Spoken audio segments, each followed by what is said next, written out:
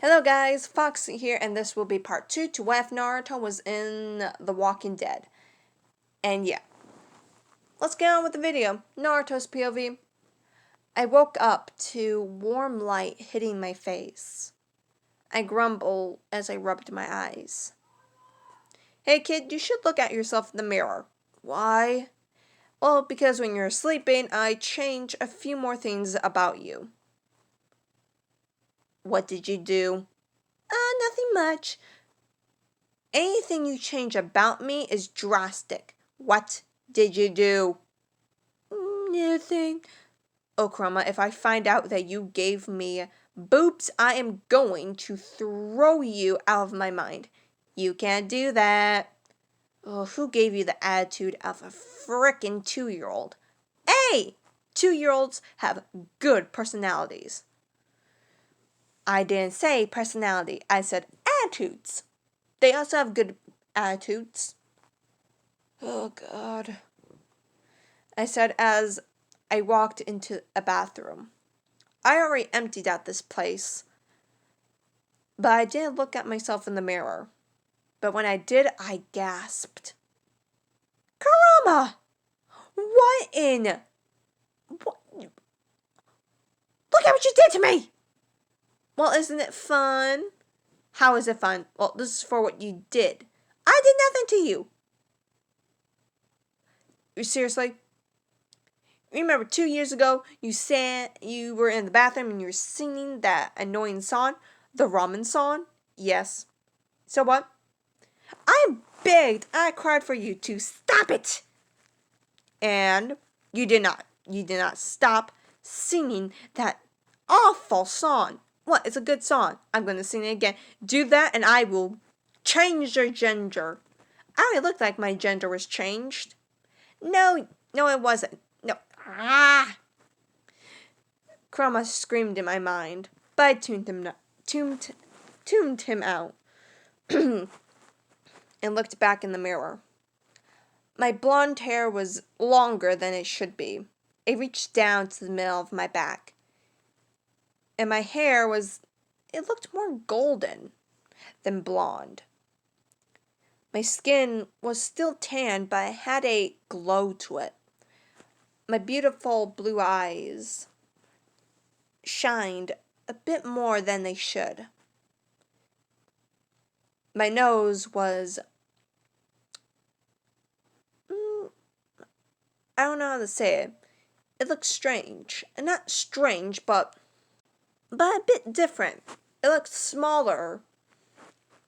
And my lips, they looked a little more plumper than they should be. But I still had the 12-year-old appearance. Wait. I took off my clothes and looked at myself even more. You did not, I said as I looked at myself even closer. My body was like a box shaped before, like what a normal boy's body should be. But now it looked similar to a girl's body. It had little curves here and there, which I knew would grow into fine curves when I get older. I'm gonna kill you. I am gonna kill you, Kurama. No, you won't. When I have the chance, I will kill you. You can't. I am the amazing nine-tailed demon fox, he said with more emphasis on the demon fox part. I don't care. Look at what you did. Yeah, so? I look like a girl. And you're going to sound like one if you keep yelling like that. Why did you do this? I did this for revenge. So what? And I know you're secretly gay. You don't have to bring that up. Yes, I do. Do you now remember that we have a connection? You. Yep, I heard all of those fantasies in your mind about Sasuke. Those were fantasies, not reality. but I still heard them. No, you're awful. No, I am a victim of your fantasies. I'm done with you. No, you are not. Yep, I said as I kicked him out of my mind. Okay. I put back on my clothes and decided to leave the place. I exited throughout the window. I looked at the next house beside me. Okay, let's try this again. I pushed out my chakra to see or sense any undead in the building. There were only 2 this time, and I felt lucky. They were on the bottom floor. So I quickly jumped onto their rooftop and went into their window, and swiftly went downstairs and killed them. Then I locked the doors, the windows, and covered them and went back upstairs. The room I jumped through was a kid's room. I looked throughout their wardrobe. And to my happiness, or well, to Krama's actually, there was a black sweater, a black shirt, well, everything was black. Did this kid go through an emo phase like Duck Butt? I said with my eyes squinting. Grandma was laughing now, crazily. Duck Butt! Yes! Oh, Grandma, shut it. You heard that joke plenty of times before. I did, but nothing. Whatever, Grandma said with annoyance. I quickly changed out of my orange jumpsuit and put on my new attire. Now I'm wearing black skinny jeans, or that was the name of them that Krama said they were, a black V-cut shirt, and a black hoodie with a skull on the front. Okay, need more clothes in case of these get dirty. And without looking, I plopped more clothing into the duffel bag. The duffel bag was now very full. I barely can shut it now. Okay, where should I go? Wherever I can, I'm gonna go, I said as I jumped out of the house and kept jumping from house to house, killing whatever walking dead I can see in the buildings. A few hours later, I could proudly tell you that I secured 45 houses, killed around 63 walking dead, and put a sign up saying clear house with each one. I felt proud of myself at that moment. At least some living beings can actually stay alive if they get into the homes, I said as I wandered even more. Okay, you said we're in a small town. Yes. Should I just go rampage and kill all of them? Well, yes, you should. But, okay. Let's do that, I said as I rang the dinner bell. How much living dead are here, Karama? What I could estimate is around 1,200 undead. Really? Yes, this is a small town. This is not a small town! It is. Okay. Whatever. Let's just get this done with. Underneath me were 1,000 undead. Well, let's start the executions, I said, as I jumped and used my cool ninja skills. They were a bit stiff in my new body, but still, I cut them down with ease.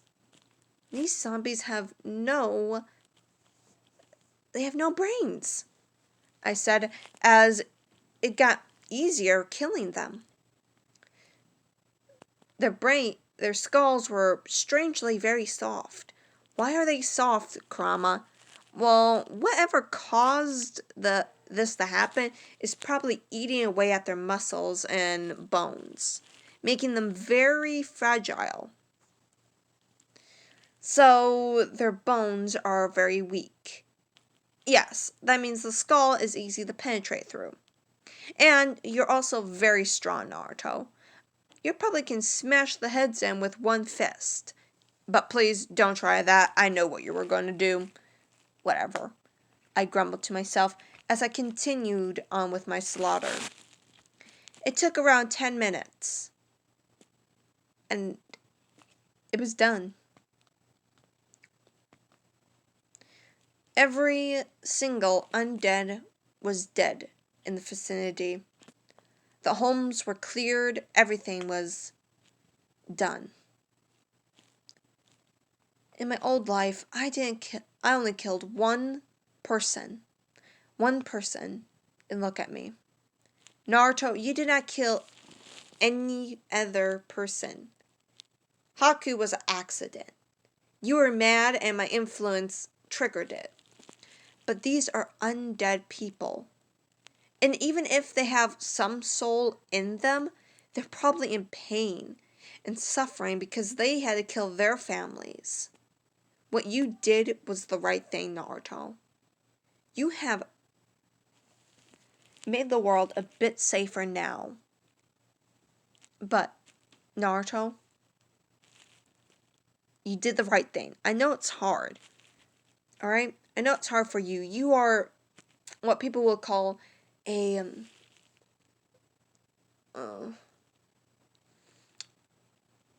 you don't like killing people, you just like beating them up. Yes.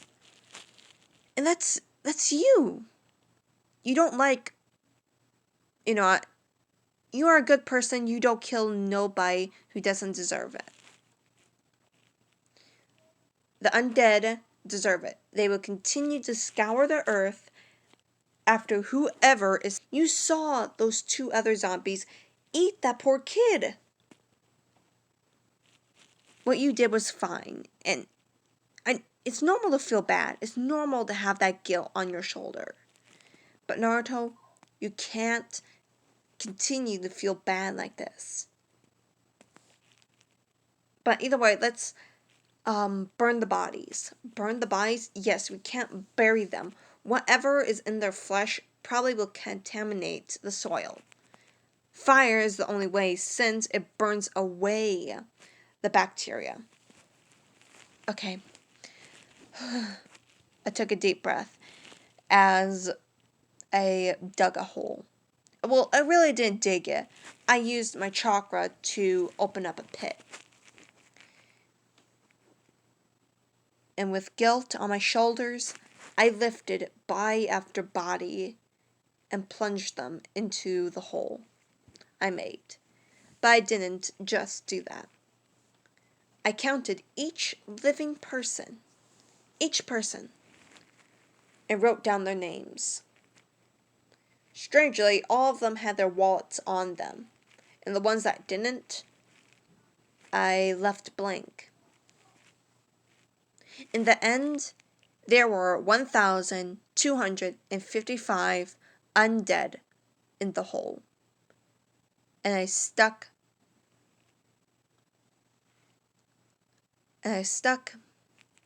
crosses around the hole. 1,255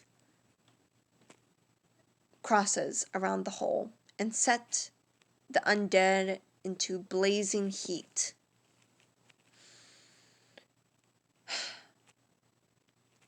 Most of them were grown-ups, Kurama, but the hardest ones were children.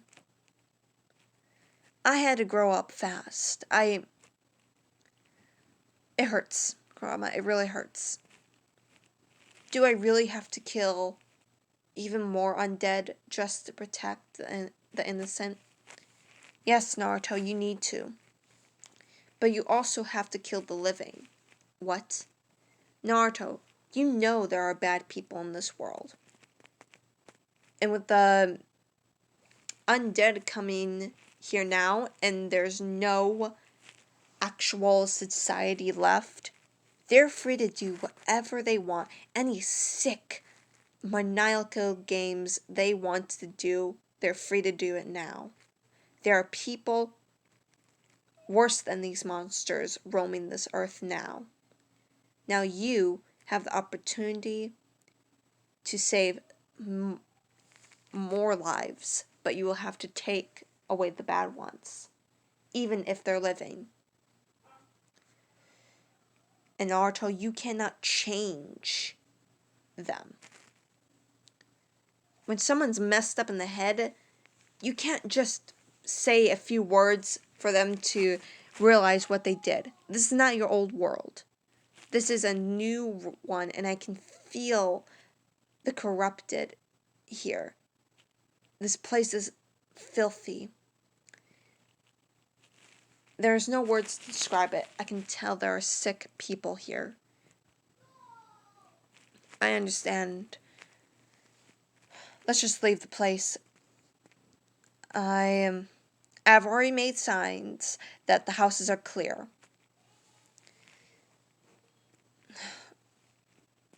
Let's go, I said as I got up.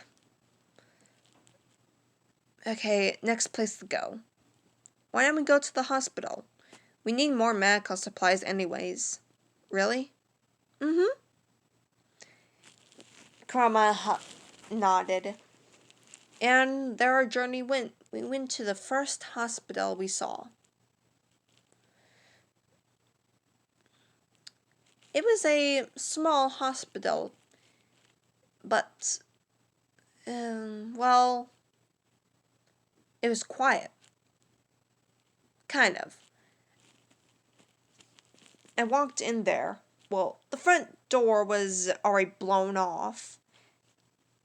I looked around, seeing gun holes in the walls and blood everywhere, but no living or undead. I sensed my surroundings. Most of the undead were in the back of the building, but I sensed a living being, and it was close by. And quickly, I filled my body with chakra and ran as fast as I could. Less than a second, I was in front of the door. I opened it quietly, and looked in. A man was in a hospital bed, and he looked sickly. I ran over to him, feeling his pulse. He was still breathing and alive. I grabbed the sheet, and to my luck, I was able to read it. Kurama, did you do any more changes to my body that I don't know about? Oh yeah, I gave you the ability to read their common language. Yeah, English. Okay, so I am able to read this. And it says that he was shot on duty. Okay, and, is there anything I can do to help him? Well, fill his body with chakra. I can't fill his body with your chakra. Well, no, duh, I barely have any in me, and it's very dangerous for anybody. Okay, so I don't know how to do any healing stuff. Do you remember what Tsunade taught you? A bit. Okay, so just find the bullet wound and put a little amounts of chakra into it and let it heal. Ugh, Hey, don't grumble at me. I'm trying to help here. Whatever. I went around the man and lifted up his blanket. bandages were, well, I could tell they were old. I opened up my duffel bag and pulled out some fresh bandages. I took off his old ones and yeesh. Yeah. Well, you definitely can tell he needs his wound cleaned up a bit.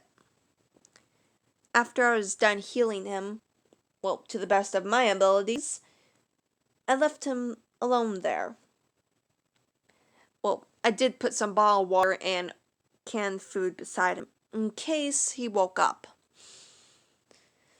Okay, alright, go throughout the building and what next?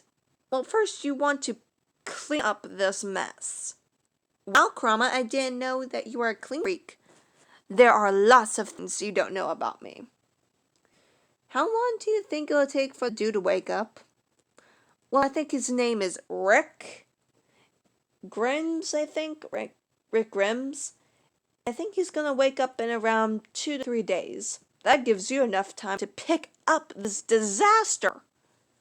Sheesh, I thought you loved war and chaos. I didn't know you were a clean freak like this. Oh, just please pick it up. I can't stand the crunching. Fine. I went to a janitor's closet and did what he asked me to do. I swept, and kept sweeping for hours. And this will be the ending of part 2 to what Naruto was in The Walking Dead. And, yeah. Now, the characters will be a bit different, mostly Naruto.